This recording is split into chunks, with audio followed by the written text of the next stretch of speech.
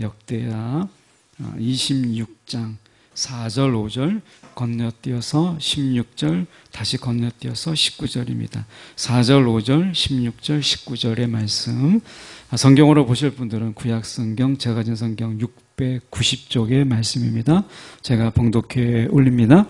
우시야가 그의 아버지 아마샤의 모든 행위대로 여호와 보시기에 정직하게 행하며 하나님의 묵시를 밝히 아는 스가랴가 사는 날에 하나님을 찾았고, 그가 여호와를 찾을 동안에는 하나님이 형통하게 하셨더라. 그가 강성하여 짐에 그의 마음이 교만하여 악을 행하여 그의 하나님 여호와께 범죄하되 곧 여호와의 성전에 들어가서 향단에 분향하려 한지라. 우시야가 손으로 향로를 잡고 분향하려 하다가 화를 내니 그가 제사장에게 화를 낼 때에 여호와의 전안 향단 곁 제사장들 앞에서 그의 이마에 나병이 생긴지라. 아멘. 오늘 말씀 가지고 여호와를 찾을 동안에는 이라는 제목으로 함께 말씀을 나누기를 원합니다. 마크 로버츠의 무례한 기도라는 책이 있는데요. 이 책에 우리가 하나님께서 우리 가운데 기도를 가리킨 이유가 무엇이냐, 그리고 우리가 간구할 때까지 하나님께서 기다리신 이유는 또 무엇일까, 왜 우리에게 하나님께서 기도하게 하셨을까, 그렇게 질문을 해요. 그러면서 마크 로버츠가 이런 이야기를 합니다. 하나님은 기도의 응답을 통해서 우리에게 복을 주신다. 그 기도하게 하신 이유가 뭐냐면 우리 가운데 복을 주시기 위해서 우리 가운데 기도하게 하시는 하나님이라는 거예요. 그런데 여기서 그치지 않고 우리의 존재가, 저와 여러분의 존재가 그분에게 복이 되게 하신다. 우리의 존재가 그분을 기쁘게 하고 그분을 행복하게 한다는 것을 알게 하기 위해서 우리가 기도하게 하신다는 거예요. 그러니까 첫 번째는 알잖아요. 우리가 기도를 통해서 하나님이 베푸시는 것을 통해서 우리가 복을 받는 것, 이것만 생각하는데 하나님이 기도하게 하신 이유 또 다른 이유가 무엇이냐면 우리의 존재, 저와 여러분의 존재가 하나님께 복이 된다는 것을 알게 하기 위해서 우리에게 기도하게 하신다는 거예요. 이거는 잘 모르잖아요. 우리가 몰랐던 부분이잖아요. 여러분, 우리의 존재가 하나님께 복이 된다는 거예요. 여러분, 가정 안에 자녀가 있음으로 인해서 그 자녀로 인하여 우리가 행복할 날이 많잖아요. 제가 늘 말씀드리지만 지금까지 이렇게 목회하면서 제가 2000년에 목사 안수 받았으니까 딱 25년이잖아요. 그러니까 25년 동안 하나님께서 그때 자녀를 주셨어요. 그러니까 제가 돌아보면 자녀가 넷인데 그 자녀가 넷이 될 수 있었던 것은 하나님이 그만큼 제 인생에 고비가 많았다는 거예요. 왜냐하면 하나님이 그 자녀들을 보면서 자녀들의 웃음, 자녀들이 반겨주는 그 손벌림, 손을 딱 벌리고 저를 맞아주는 그 순간이 어쩌면 저에게 있어서 위기이고 어려움의 순간인 거예요. 근데 그 자녀들을 통해서 그 시간들을 이겨낸 거죠. 그러니까 제가 보면 자녀가 많은 거는 그 삶에 어려움도 많은 거예요. 얼마 전에 보니까 자녀가 11명, 12명, 제가 딱 보면서 자녀 키우기가 어렵겠다라는 생각보다는 저 삶이 만만치가 않은가 보다. 하나님이 12번의 위로를 줘야 되니까 그 삶은 얼마나 힘들겠어요. 그러니까 하나님께서 그 자녀라고 하는 것은 하나님의 축복이고 선물이잖아요. 그 자녀로 인해서 힘을 얻는 거예요. 마찬가지로 우리의 존재가 하나님의 복이 된다. 내가 하나님을 귀찮게 하고 하나님을 어렵게 만들고 곤란하게 만들고 귀찮게 하는 존재가 아니라 내 존재가 이미 하나님의 복이다. 내가 있음으로 인해서 하나님이 기뻐하신다라고 하는 것을 잊지 말라는 거예요. 그게 기도다라는 거예요. 여러분, 기도는 내가 필요한 걸 얻어내는 어떤 수단이 아니라 하나님의 떼쓰고 때로는 면벽 기도하고 강청 기도해서 내가 원하는 것을 얻어내는 기도, 그것만 보지 말고 내가 나의 존재가 하나님의 기쁨이고 하나님의 복이다, 이거를 잊지 않도록 하는 것, 이게 기도라는 거예요. 자, 그러면 이 기도의 관점에서 저희가 우시아를 보려고 해요. 공교롭게도 우리가 이 우시아를 오늘 보는데 3대, 그러니까 요아스, 아마샤, 그리고 우시아, 남의 나라 왕의 이름을 이렇게 우리가 알 필요가 있나 싶기도 하지만 우리가 보면 성경은 역사 속에 쓰여진 것이기 때문에 실제 있었던 일을 가지고 하나님께서 말씀하시는 거거든요. 그러니까 가상의 이야기가 아니에요. 근데 지금 보면 공통점이 있어요. 요아스 그리고 아마샤, 우시아가 공통점이 있어요. 이게 뭐냐면 초반은 좋았는데 끝이 안 좋은 사람들의 대표적인 이 3대가 다 그랬어요. 시작은 정말 좋았어요. 하나님 보시기에 다 하나님이 보시기에 다 기쁨으로 행했던 자들이었어요. 그런데 나중에 끝은 하나님 앞에 정말 비참한 삶을 사는 이런 자의 삶이 이 세 사람의 3대 동안에 똑같은 모습을 가져요. 이게 인간이라는 거예요. 사람은 그게 왕이든 귀족이든 일반 백성이든 다 똑같아요. 하나님을 찾지 않으면 결국에는 죄인이다. 죄짓고 악행을 행하고 하나님을 기쁘시게 할 수 없는 존재다라는 거예요. 근데 우리가 생각해 보면 우시아가 지금 5절의 말씀에 보세요. 5절의 말씀에 보면 하나님의 묵시를 밝히 아는 스가랴가 사는 날 동안 하나님을 찾았어요. 그러니까 하나님을 열심히 찾을 때는 우리가 4절에 가서 보면 아마샤의 모든 행위대로, 그 아버지 아마샤거든요. 아마샤도 그랬으니까 아마샤의 모든 행위대로 여호와 보시기에 정직하게 행했는데 혼자 그렇게 한 게 아니라 도와주는 자가 있었어요. 그게 누구냐? 5절에 스가랴인데 하나님의 묵시를 밝히 하는 스가랴가 있었다. 멘토링이 있었다. 영적 멘토링. 그러니까 스가랴가 이 우시아를 인도해 준 거예요. 하나님을 찾아야 됩니다. 하나님께 기도해야 됩니다. 하나님께 구해야 됩니다. 계속해서 이렇게 멘토링을 해준 거예요. 충원을 해주고 조언을 해준 거예요. 이런 좋은 사람을 만났더니 그가 하나님을 찾았다. 이 스가랴가 있는 동안에는 그가 여호와를 찾음으로 인해서 하나님이 그에게 형통케 하셨다. 이렇게 말씀하셨어요. 그러면 무슨 말이죠? 내 주변에 하나님을 찾도록 계속해서 조언해주고 충고해주는 게 세상에서 덜도 없는 정말 귀한 축복이다라는 것을 말씀하는 거예요.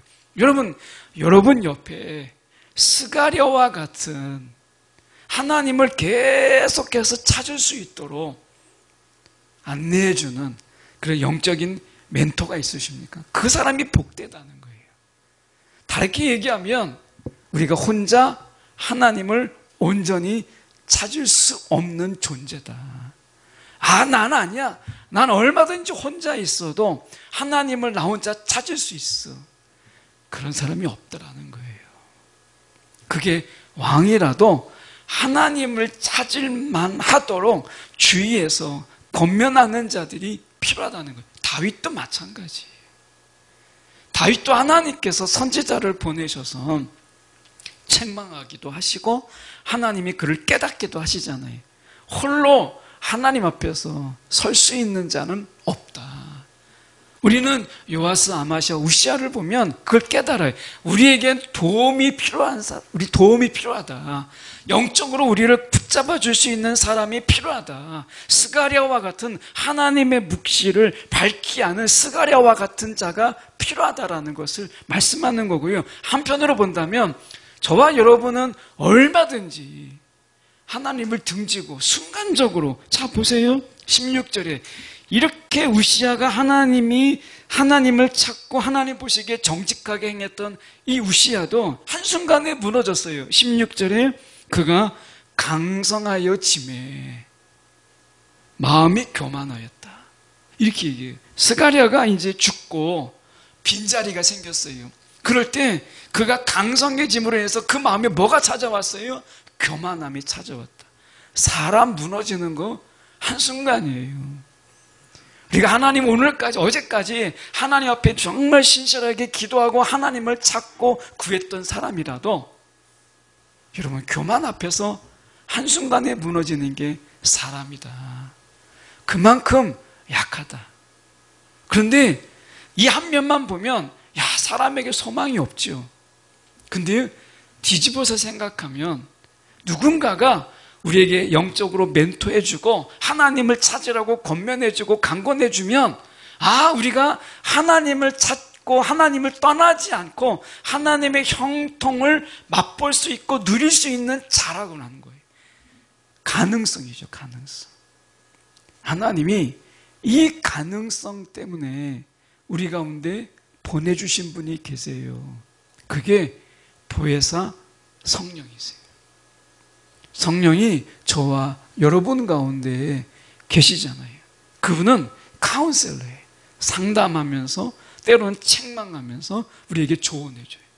이보다 더 좋은 멘토가 없어요. 스가랴는 하나님의 묵시를 밝히 알지만 성령은 하나님의 뜻에 단 어떤 작은 부분도 어긋남이 없이 하나님의 뜻을 온전히 아시는 분이세요.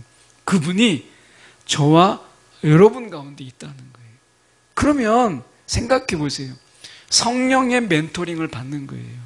성령께 내가 조언을 구하고 내가 성령의 다스림을 받는 그런 자의 삶은 끊임없이 하나님을 찾는 삶이 되고 하나님을 찾는 그 삶 속에서는 하나님이 무엇을 주셔요? 형통함을 주시잖아요. 문제는 무엇이냐면 성령이 우리 안에 거하시지만 성령의 다스림을 받는 자가 많지 않다는 거예요. 성령께 우리의 삶을 구하는 자는 많지 않다는 거예요. 이게 문제인 거예요. 오늘 나 같은 자가 어떻게 하나님을 찾으며 하나님을 구할 수 있을까? 내 세상에 이렇게 사는 게 바쁜데 이렇게 생각하죠? 근데 성령의 간섭을 받으면 오늘 우리는 우시아 같은 존재이지만 하나님 앞에 정직하게 행할 수 있고 하나님을 찾는 삶을 살 수 있어요. 근데 성령을 따로 떼어놓고 내가는 안 돼요. 이게 우시아가 안 됐고 아마샤도 안 됐고 요아스도 안 됐어요.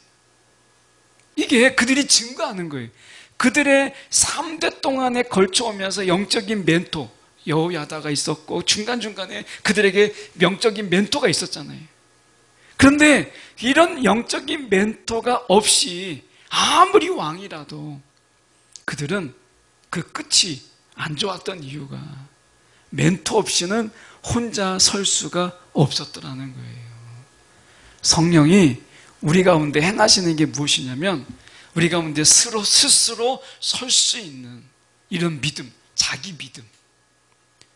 성령은 이것을 우리 가운데 도와주시는 거예요. 우리 스스로 믿음으로 설 수 있도록. 여러분 성령의 도우심 없이는 우리가 온전히 설 수 없는 존재다라고 하는 거예요. 한편 생각해 보십시오. 우리가 말씀을 다시 돌아가서 보시면 우시아라고 하는 존재는 16살의 왕이 돼요. 그리고 52년 동안 통치를 하는데 이 우시아의 인생을 딱 둘로 나눠요. 52년의 그의 통치를 딱 둘로 나누면 하나는 하나님을 찾을 때 이게 하나예요. 하나님을 찾을 때의 인생과 하나님을 떠난 인생 딱 둘로 나눠져요. 우리 인생이 굉장히 길고 많은 일을 했다 할지라도 하나님의 인생의 판단은 딱 둘이에요. 하나님을 찾을 때, 하나님과 함께 할 때, 그리고 하나님을 떠나서 하나님 없이 살 때. 이게 인생은 이렇게 나누세요. 하나님의 방법이에요. 얼마나 많은 일을 이루었느냐, 정치적인 업적이 무엇이냐, 경제적인 성과가 무엇이냐, 세상은 그렇게 보지요. 그런데 하나님의 기준은 하나님을 찾는 때, 하나님을 간절히 구하고 찾는 그 인생, 하나님을 떠난 인생, 딱 둘로 나눠요. 여러분은 지금은 하나님을 찾을 때이십니까? 아니면 하나님을 떠날 때입니까? 저는 이 요시야를 통해서 생각해 보는 게 처음 신앙과 마지막의 신앙, 이 차이예요. 우리가 처음에는 막 신앙, 얼마 전에 이렇게 책을 이렇게 정리하다가 보니까 옛날에 톰슨 성경 40일 철야하고 받았던 이게 책 독에 딱 도장 40일 철야 써 있더라고요. 옛날에는 어떻게 했죠? 80년대만 해도 우리가 40일 철야, 봄, 가을로 1년에 한 번 하는 게 아니라 봄에 40일 철야, 가을에 40일 철야 두 번이나 했어요. 40일 철야. 그러면 지금처럼 1시간 반, 2시간, 지금은 이제 뭐 1시간 반 정도 이렇게 기도하잖아요. 그것도 길다고 하잖아요. 근데 그때는 어떻게 했어요? 새벽 1시까지. 그러다가 새벽 1시까지 막 철야로 기도하다가 새벽 예배가 얼마 안 남았잖아요. 그 교회에서 대충 새우잠 자고 새벽 예배 마치고 그리고 나서 출근했어요. 그런 때가 있었어요. 근데 그때 그렇게 열심으로 막 40일 처리하고 또 때로는 40일 막 새벽 기도 막 하고 막 그랬잖아요. 웬만하면 다 단위가 40일 단위였어요. 지금은 세일에 3주 21일 하는 것도 막 너무 힘들어 하는데 옛날에는 껄떡하면 40일이었어요. 그래도 그때 그거 다 했어요. 돌아보면 정말 열심도 있었고 열정도 있었어요. 근데 지금 어떻죠? 우리의 예배 속에서 우리의 모습을 보세요. 하나님이 우리가 하나님의 관계 속에서 시작보다는 마무리가 중요하더라고요. 마무리가. 우시야도 보면 처음에는 하나님을 막 찾다가 마지막에 그 모습은 나병 환자로 결국 궁에서 살지 못하고 부정환자니까 별채에서 결국엔 죽음을 맞이해요. 아무도 가까이 하지 않아요. 여러분 우리가 생각해 보십시오. 신앙의 마지막이 정말 중요하지 않겠어요? 사도 바울을 보세요. 처음에 시작은 뭐예요?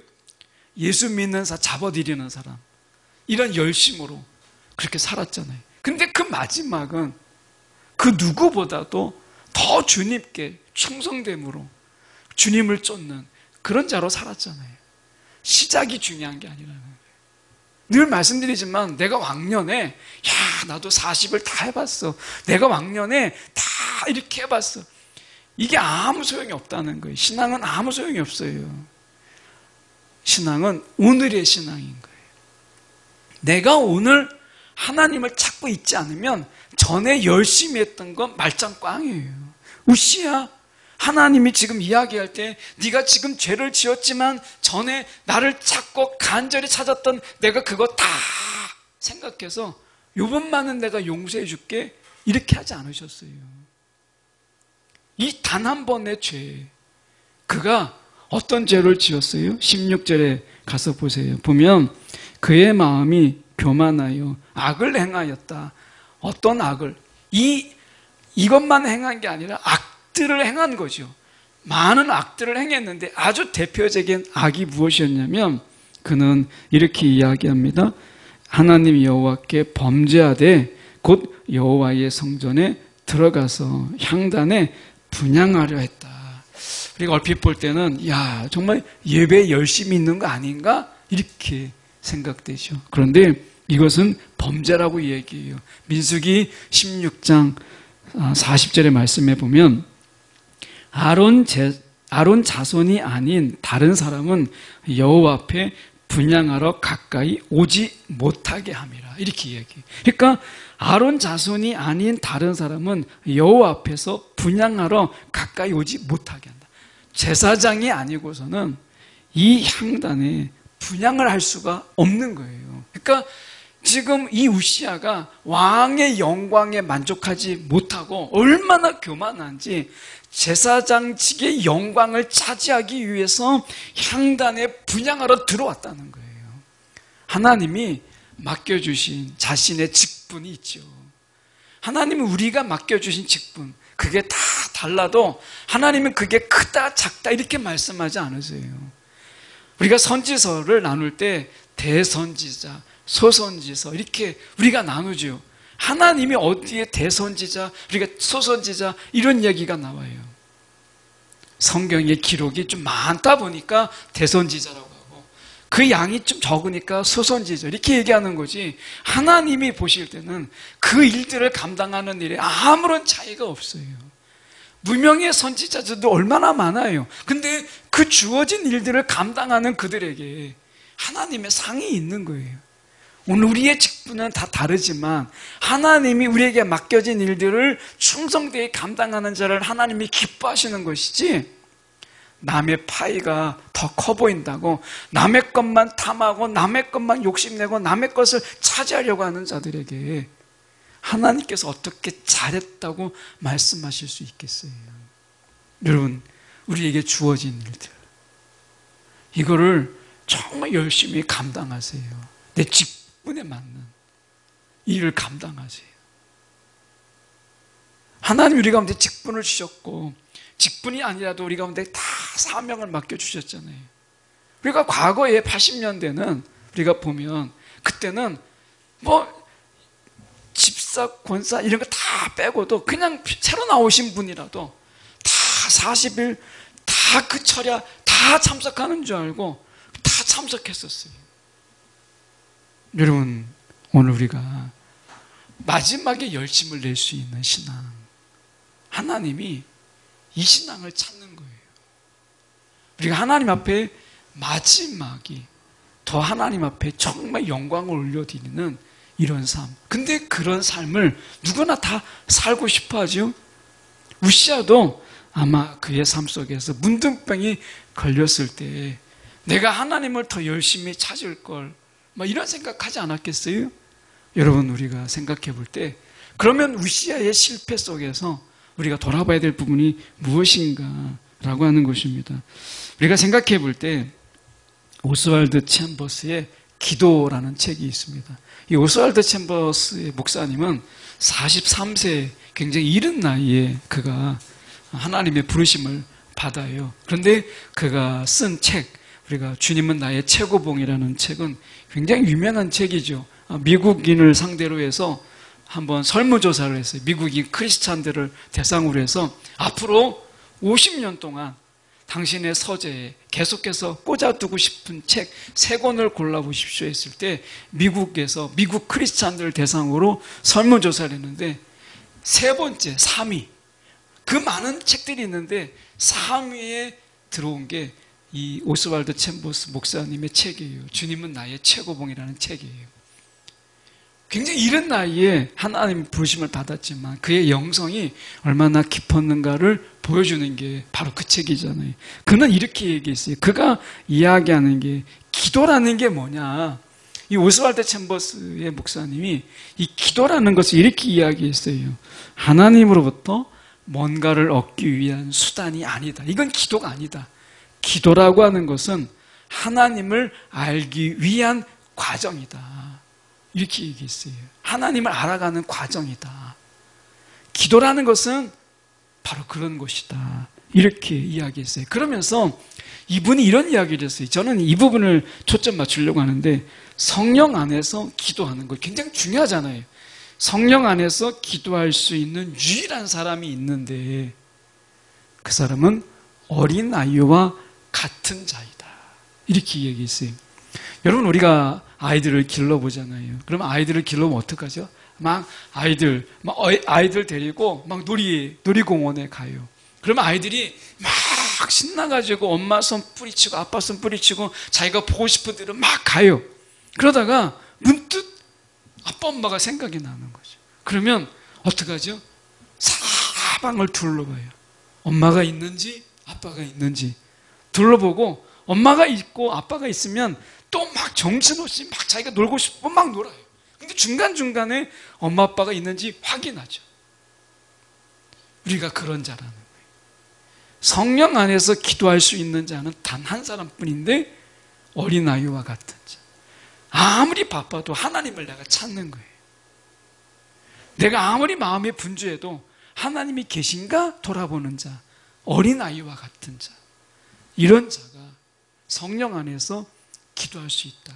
하나님을 궁금해하고 하나님을 알고 싶어하고 하나님을 더욱더 내가 가까이 나가고 싶은 마음을 가진 자, 이게 어린아이 같은 자다라고 하는 거예요. 여러분, 하나님에 대해서 궁금하세요? 내가 하나님에 대해서 더 알고 싶으세요? 이게 하나님을 찾는 자예요. 여러분, 우리가 신앙의 경륜이 점점 깊어져 갈수록 야, 나 이제 하나님 다 알아, 이게 아니라, 내가 이 정도 알고 있는 하나님으로 만족하는 신앙이 아니라, 기도라고 하는 것은 하나님을 알아가는 과정이니까 내가 하나님에 대해서 더 많이 알고 싶으니까 더 기도하는 거예요. 내가 하나님을 더 깊이 그리고 가까이 하고 싶으니까 더 기도하는 거죠.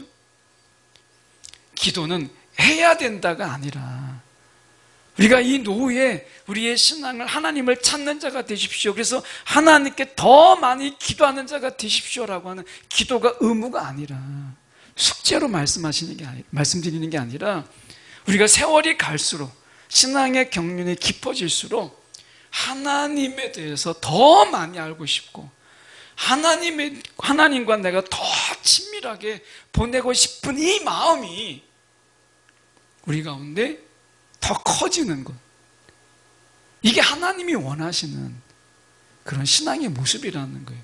우시아가 시작은 너무 멋있었죠. 아마샤도 그랬고 그리고 그의 아버지도 그랬어요. 근데 처음은 멋있었는데 나중에는 하나님의 버림받고 그렇게 나병 환자 속에서 저 별궁에서 외롭게 보내는 그 삶은 너무나 초라하잖아요. 우리의 마지막, 주님을 맞이할 때 너무나 초라해서 주님이 오시는데 막 아담이 막 하나님의 낯을 피하여서 숨었던 것처럼 우리가 그렇게 주님이 오시는 그때에 다 승문자가 돼서는 되겠어요? 말이 안 되잖아요. 주님이 오시는데, 정말 모든 사람이 다 알만하게 주님이 오시는데 우리가 주님을 나가서 막 기쁨으로 맞이하는 자가 돼야 되는데 다 숨는 거예요. 아무도 보이지 않아요. 아담이 범죄하고 나서 하나님의 낯을 피하잖아요. 숨잖아요. 우리가 하나님의 낯을 피하는 자가 되는 마지막의 신앙이라면 얼마나 부끄럽겠어요. 여러분, 신앙은 마지막이 중요한 거예요. 그래서 사도 바울은 이야기해요. 너희의 구원을 완성해라. 힘써 너희의 구원을 완성하라. 이야기하잖아요. 여러분, 우리가 구원 받았다, 이걸로 끝나는 게 아니에요. 구원은 완성이 있어요.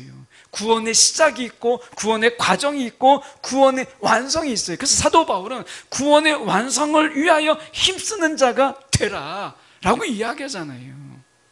완성을 위해서 힘쓰세요. 마지막이 화려하고 마지막이 멋있는, 우리가 승부의 세상에서 보면 처음에 막 홈런 맞고 막 안타 맞고 막 경기 같지 않는 이런 경기 하더라도 마지막에 드라마틱하게 막 이기는 승부, 우리가 그 속에 박수 치잖아요. 마지막이 중요한 거예요. 시작을 잘했다면 마지막은 더 아름답게, 이게 하나님이 원하시는 거예요. 우리가, 저와 여러분이 다 우시아 같은 자가 돼서 우리가 한때는, 처음에는, 그때는 이것만 이야기해가지고는 여러분 우리가 부끄러운 거예요. 누가복음의 말씀에 보면 이런 말씀이 있어요. 누가복음 14장 28절에 너희 가운데서 누가 망대를 세우려 하면 그것을 완성할 만한 비용이 자기에게 있는지를 셈하여 보아야 되지 않겠느냐. 기초만 놓은 채 완성하지 못하면 보는 사람들이 그를 비웃을 것이며 사단의 비웃음거리가 된다는 거예요. 기초, 처음에는 막 열심히 할 것처럼, 처음에는 내가 다 할 것처럼, 처음에는 뭐든지 할 것처럼 했다가 나중이 됐을 때는 시작만 있고 과정도 없고 끝이 없는 신앙, 그러면 사단이 비웃는다는 거예요. 오늘 우리가 마지막을 완성할 수 있는. 그래서 우리가 데살로니가 후서에서 사도 바울은 이렇게 이야기해요. 여러분을 그의 부르심에 합당한 사람이 되게 하여 주시며 하나님께서 또한 그의 능력으로 모든 선한 뜻과 믿음의 행위를 완성해 주시기를 위해서 기도하십시오. 믿음의 완성, 이것을 위해서 기도하라고 얘기하잖아요. 저 여러분도 마찬가지예요. 우리의 믿음의 완성을 위해서 기도해야죠. 하나님의 뜻과 내 뜻이 완전히 일치하는 그 영화의 단계까지 나아갈 수 있도록, 믿음의 격길을 빠지지 않도록 우리가 하나님 앞에 끊임없이 하나님을 찾는 이런 자가 되라고 이야기하고 있는 거잖아요. 우리가 다시 마크 로버츠의 무례한 기도라는 부분 속에서 우리의 존재가 하나님에게 있어서 복이다 라고 하는 거죠. 여러분, 하나님을 찾고 하나님을 막 졸졸졸 따라다니는, 우리가 하다못해 반려동물만 해도 막 쫓아다니는 그 강아지를 얼마나 이뻐해요. 근데 주인은 관심이 없어요. 막 지 할 일 바빠요. 막. 저희가 용산에 살 때 진돗개를 기르는데, 한 번은 진돗개가 그 강아지를, 새끼를 낳았는데 4마리를 낳았어요. 4마리를 낳았는데 4마리가 다 틀리더라고요. 개성이 다 강해요. 근데 그 중에 한 마리가 주인이 가면 막 졸졸졸 쫓아와서 막 발꿈치도 막 물고 옷도 막 물고 막 그래요. 그러니까 이 강아지가 다른 3마리보다 더 정이 가더라고요. 반려동물 하나도 그렇게 막 졸졸졸 쫓아오는 것도 그렇게 이쁘게 보는데, 하나님께서 하나님을 찾고 하나님의 손을 놓지도 않고 하나님의 바지끄레기 잡고 막 쫓아다니는 그런 하나님의 자녀를 얼마나 이뻐하시겠어요. 기왕에 우리가 하나님의, 우리의 존재만으로 하나님이 복이 되는 존재라면, 하나님을 찾는 존재는 하나님이 얼마나 기뻐하시겠어요. 여러분, 우리는 하나님을 찾지 않으면 다 악인으로, 죄인으로 살아갈 수밖에 없는 그런 자예요. 하나님을 찾을 수 있는 마음을 주셨다는 게 얼마나 큰 은혜인지 몰라요. 성령을 우리 가운데 주신 것은 성령 안에서 하나님을 찾으라고, 세상으로 나가지 말고 하나님을 찾는 자로 살아가라고 성령을 우리 가운데 주신 것이잖아요. 여러분, 오늘 성령을 꽂아놓은 보릿자루로 취급하지 말고 성령 안에서 하나님을 끊임없이 찾고 구하는, 어려운 거 아니에요. 하나님, 나 이제 밥 먹으려고 하는데 하나님 정말 소화 잘 되게 해주세요. 하나님, 내가 아침에 일어났는데 하나님 오늘 하루 동안 나를 지켜주세요. 하나님. 여러분, 우리의 기도 속에 짧은 기도라도 하나님 하루에 10번만 찾아보세요. 많으신가요? 5번만 찾아보세요. 그리고 늘려보세요. 하나님, 주님, 우리의 속에서 하루에 10번만 주님만 외쳐도 저는 하나님이 기뻐하신다고 생각해요. 예. 많으면 5번부터 시작하세요. 여러분, 주님을 부르는 날들이 더 많아지는, 내가 어려울 때만 부르지 말고 날마다 주님을 부르는 저와 여러분의 삶이 되기를 소망합니다.